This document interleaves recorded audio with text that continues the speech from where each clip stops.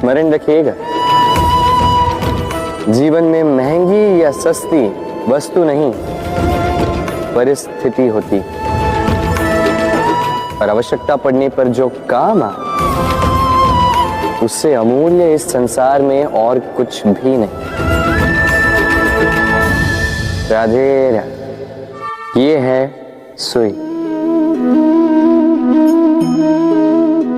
और ये है तलवार। अब आप बताइए, आपके दृष्टिकोण से इन दोनों वस्तुओं में से क्या अधिक शक्तिशाली और महत्वपूर्ण होगा? आप कहेंगे तलवार ही अधिक शक्तिशाली या महत्वपूर्ण है। चलिए मानते हैं तलवार अधिक भारी होती है। तलवार युद्ध में आपको विजय दिलाती है, शत्रु का विनाश करती है, किंतु तलवार से कभी आप आपके वस्त्र सी नहीं पाएंगे। यदि पांव में कांटा चुभ जाए तो उसे आप तलवार से नहीं निकाल सकते, आपको सुई का उपयोग करना ही होगा। अब बताइए, तलवार को पाने के पश्चात ऐसे इस प्रकार सुई को खो देना क्या उचित होगा?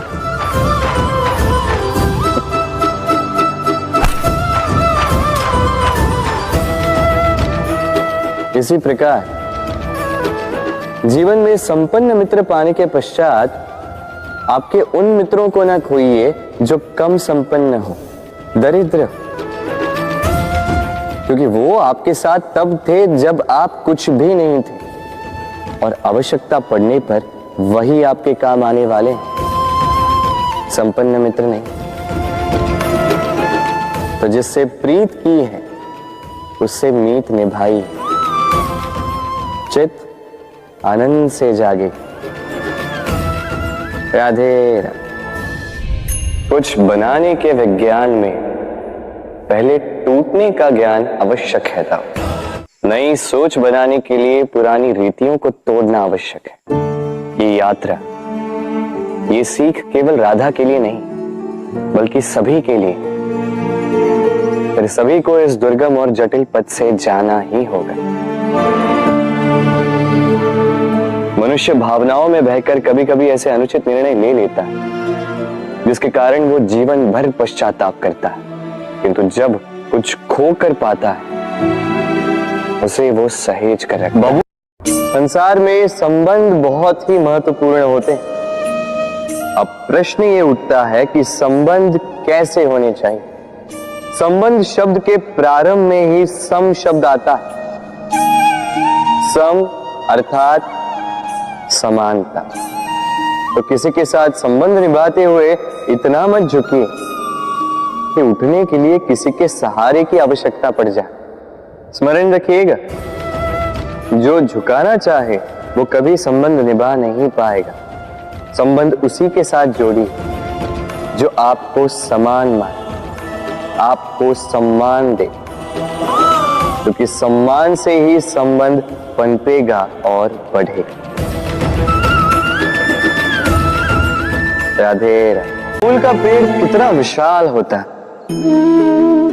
पीपल का पेड़ भी विशाल होता है, किंतु क्या आपने कभी सोचा है क्यों बबूल के पेड़ को काट के उसका उपयोग किया जाता है और क्यों पीपल के पेड़ को पूजा जाता है? इसलिए क्योंकि पीपल का पेड़ उसके नीचे बैठे पथिक को छाया देता है, अपनी डाली पर असंख्य पंछियों को बसेरा देता है, किसी को काटे चुभाकर दूर नहीं करता बल्कि उसे शीतल छाया देकर उसकी थकान हार लेता। इस संसार में यदि आपको सम्मान पाना है तो पीपल की भांति ही बनना होगा। कुछ देना सीखो, आनंद, सुख, शीतलता बांटना सीखो, और कांटों की भांति कभी किसी को कष्ट ना दो। सम्मान स्वयं चल के आपके पास आएगा, और मन प्रसन्न होकर बोलेगा राधे राधे। हम सब ये मानते हैं कि हमें जीवन में कभी न कभी किसी न किसी स्थान पर प्रेम होता ही, फिर चाहे वो माता पिता को संतान से हो, ज्ञानी को ज्ञान से हो, किसी कलाकार को कला से हो, आदि इत्यादि। किंतु क्या वास्तव में ये प्रेम ही है? मोह भी तो हो सकता है। अब आप पूछेंगे कि प्रेम और मोह में अंतर क्या? अंतर है बंधन का, जो आपको बांधे वो मोह है, प्रेम नहीं। प्रेम वो जो आपको मुक्त कर विकास की ओर भेजे। चलो आपको एक उदाहरण देता हूं। कुछ माता पिता अपनी संतान को किसी अन्य नगर में पढ़ने के लिए भेज नहीं पाते, अपनी संतान को उसके मित्रों के साथ खेलने के लिए भेज नहीं पाते, चिंतित रहते हैं कि कहीं उनकी संतान को पीड़ा ना पहुंचे, और इसीलिए उसे बांध के रखते हैं। ये प्रेम नहीं है, ये मोह है। क्योंकि यदि ये प्रेम होता तो वो चाहते कि संतान माता पिता की छांव से बाहर निकलकर इस संसार को देखे, उसे समझे, उससे ज्ञान ले, अपनी अनुभवों से सीखकर अपना स्वयं का एक व्यक्तित्व बनाए। स्मरण रखिएगा, मोह से भय पैदा होता है और प्रेम से केवल आनंद। इसीलिए बांधिए मत, मुक्त कीजिए, क्योंकि यही प्रेम है। राधे राधे। कभी सोचा है जब माता संतान को जन्म देती है तो क्या होता? 9 माह का गर्भ, प्रसव की तीव्र पीड़ा। कहते हैं ये पीड़ा इतनी भयंकर होती है कि मानो जैसे संतान के जन्म के साथ माता को भी एक नया जन्म मिल जाता है, और इस जन्म के साथ अंत होता है माता की पीड़ा। किंतु यदि आप दृष्टिकोण बदलकर देखें तो आप ये समझेंगे कि पीड़ा का ये अंत एक अपार आनंद का प्रारंभ है। आरंभ संतान का, और संतान माता पिता के लिए सुख का प्रारंभ है। जीवन के साथ भी यही होता है।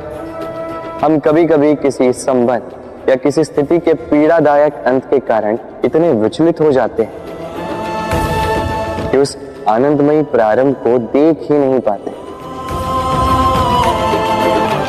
स्मरण रखिएगा, पीड़ा आनंद के प्रारंभ का लक्षण। राधे राधे। व्यक्ति के सर पर जब क्रोध चढ़ जाता है तो उसे सत्य और असत्य के बीच का ज्ञान नहीं होता। क्रोध उसकी दृष्टि को धुंधला कर देता है और फिर उसके पश्चात केवल माया और कपट ही उसे आगे का मार्ग दिखलाता है, अपने स्वार्थ की सिद्धि के लिए। अग्नि क्या करती है? जलाती है। फिर चाहे वो लकड़ी हो, कोयला हो, वस्त्र हो, जो भी आप अग्नि में डालोगे वो भस्म हो जाएगा। किंतु सोना, यदि आप सोने को अग्नि में डालोगे तो वो कुंदन बनकर अपना अस्तित्व निखार लेता है।